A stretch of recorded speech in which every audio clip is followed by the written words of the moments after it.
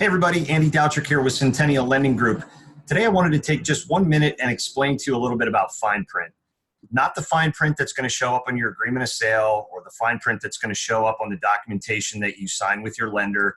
That all gets explained at the time of the application. What I want to talk about is the fine print that shows up and maybe you don't notice. The fine print on the flyers that show up in your mailbox at home. The fine print on the websites when you're clicking to try and obtain the lowest interest rate you can get. Lenders are required to disclose certain things to borrowers legally.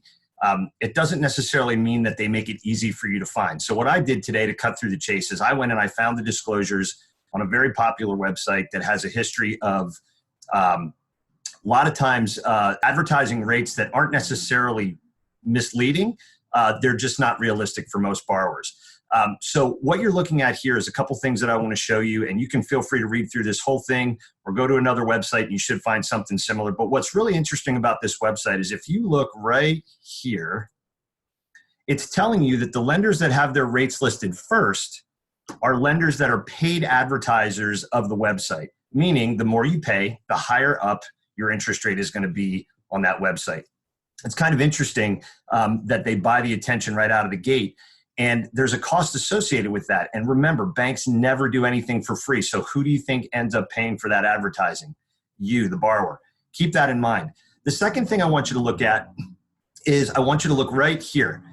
We're talking about fixed rate conforming loans. 99% of every loan in the United States right now is a fixed rate mortgage. Most of them are conforming. We do FHA and VA, but for the most part, conventional fixed rate mortgages. And you can see that they've already added conditions to the rate that you're seeing way further up on the website.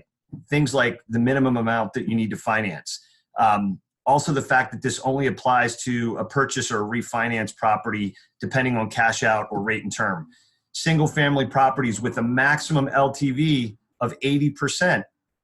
It's also telling you that you need to have a score of at least 740 and that some things could change based on the ability of the borrower to qualify for an FHA or a VA loan.